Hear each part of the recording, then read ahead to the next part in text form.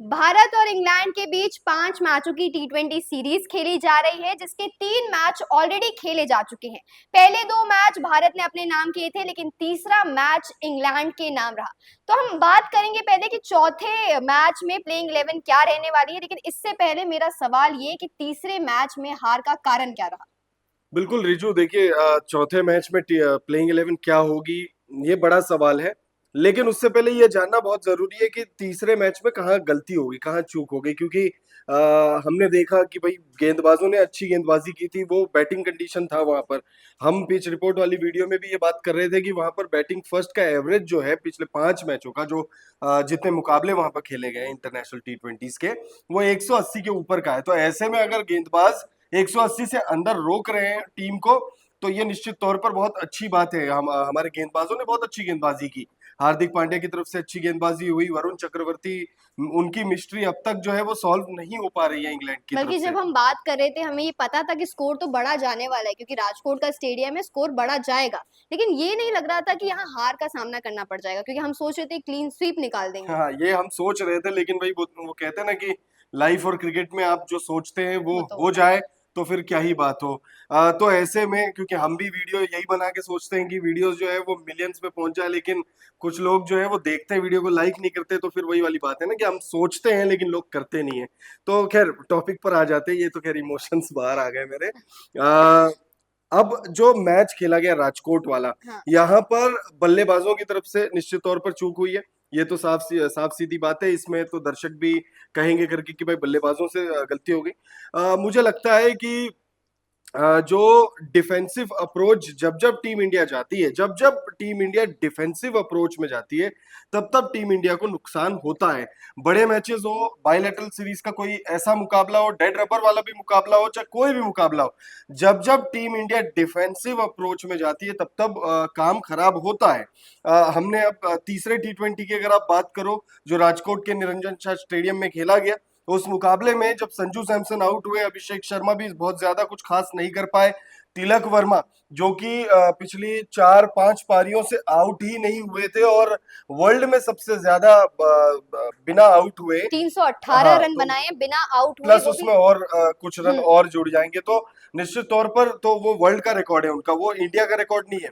जब तिलक वर्मा आउट हो गए, उसके बाद सूर्या भाऊ आउट हो गए, तो फिर ऐसा लगा करके कि भाई जब 4-5 विकेट या 3-4 विकेट जब टीम इंडिया के गिर जाते हैं जल्दी में, तो मैंने अक्सर ये चीज नोटिस किया है कि टीम जो है वो डिफेंसिव अप्रोच में चले जाती है। हमने कल देखा ना हार्दिक पांड्या को, क्या था वो, 35 गेंदों में 40 रनों की पारी। वो क्यों था?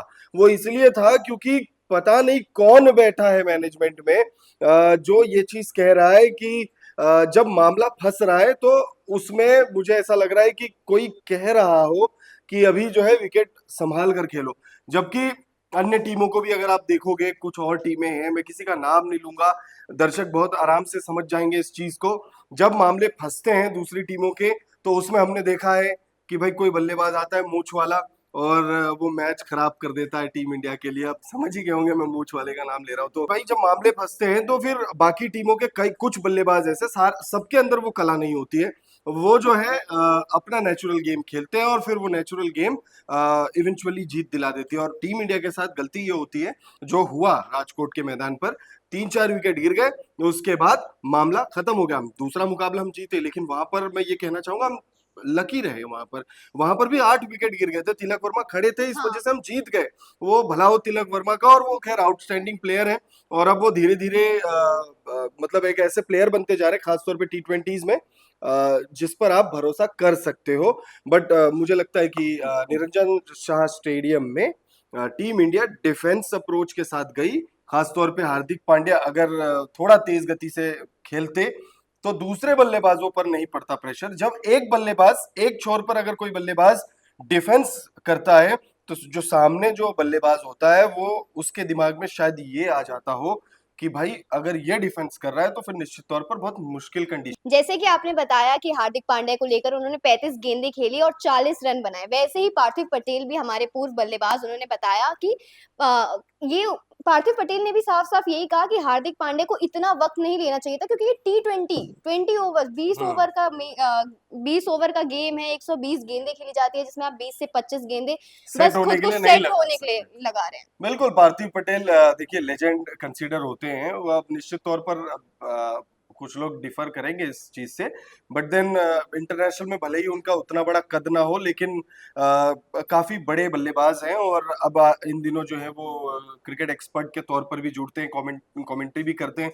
तो उन्होंने कहा है, और जब एक एक्स क्रिकेटर, जब भारत के लिए खेल चुका कोई क्रिकेटर अगर ये बात कह रहा है, तो इसमें दम तो है, और हम भी ये समझते हैं ना कि भाई क्योंकि वो पलक झपकते डग-डग चीज़ें पलक टी20 में झपकते देखने में मज़ा नहीं टी आता है। ट्वेंटी शुरू होते ही खत्म होगा। हाँ, अगर उसमें भी अगर आप 25 गेंदे जो हैं वो खराब कर रहे हो, 20-25 गेंदे आप खराब कर रहे हो, तो फिर निश्चित तौर पर आप देखिए ना, उनकी जो पारी है हार्दिक पांड्या की, उसमें 2 छक्के और 1 चौका शामिल है। हुँ, 40 रनों में 6-4 10-4 14 रन उनके 3 गेंदों में। हुँ। बाकी कुछ में उन्होंने डबल लिए, कुछ सिंगल, और बाकी सारी गेंदें डॉट है।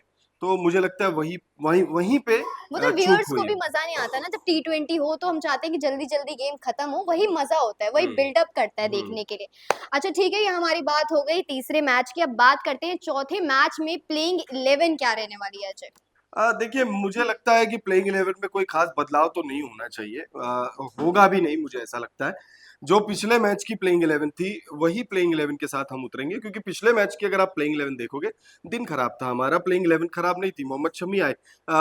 ऐसा अक्सर नहीं होता है कि मोहम्मद शमी आपके टीम में हो और वो 4 ओवर भी ना कर पाएँ, इतना खराब उनका दिन जाए। मतलब कप्तान साहब ने उनसे 4 ओवर भी नहीं हुँ। करवाए। वो विकेटलेस रहे, तो ऐसा बहुत कम होता है, अमूमन हमने देखा नहीं है। तो टीम मुझे लगता है वही प्लेइंग 11 होगी जो पिछले मैच की थी, उसमें तिलक वर्मा हो चाहे सूर्य कुमार यादव, आप किसको बिठाओगे मुझे अब बताओ। हार्दिक पांड्या ने जरूर, मैं कहूंगा करके कि तीसरे मैच में 35 गेंदों में 40 रनों की पारी खेली, लेकिन जुझारू तो वही पारी थी, हुँ। सबसे बड़ी पारी तो वही थी। और क्या आप हार्दिक पांड्या को बिठाओगे? हाँ, आप रेस्ट के नाम पर बिठा दो, चाहे जिसको बिठाना है, आप मैं तो कहता हूँ सूर्य कुमार यादव को बिठा दो रेस्ट के नाम पर। हुँ। लेकिन पिछले मैच के परफॉर्मेंस के आधार पर मुझे नहीं लगता कि किसी को आप बिठा सकते हो, बेंच नहीं कर सकते किसी को आप। तो जो पिछले मैच की जो प्लेइंग 11 थी, मुझे लगता है उसी प्लेइंग 11 के साथ जाएगी। संजू सैमसन और अभिषेक शर्मा की जोड़ी आपको ओपनिंग करते हुए दिखेगी, तिलक वर्मा, सूर्य कुमार यादव, हार्दिक पांड्या, शिवम दुबे होंगे प्लेइंग 11 में, मोहम्मद शमी है, अर्शदीप सिंह, रवि बिश्नोई, वरुण चक्रवर्ती। मुझे लगता है यही प्लेइंग 11 होगी। और एक बार जो है दर्शकों को मैं बता देता हूँ कि प्लेइंग 11 जैसे आप कहते हो कि ढंग से बता दो, तो वो प्रॉपर फॉर्मेट में बता देता हूँ। संजू सैमसन अभिषेक शर्मा की जोड़ी ओपन करते हुए नजर आएगी, उसके बाद तिलक वर्मा और सूर्य कुमार यादव 3 और 4, शिवम दुबे, हार्दिक पांड्या, अक्षर पटेल, वॉशिंगटन सुंदर, मोहम्मद शमी, वरुण चक्रवर्ती और रवि बिश्नोई।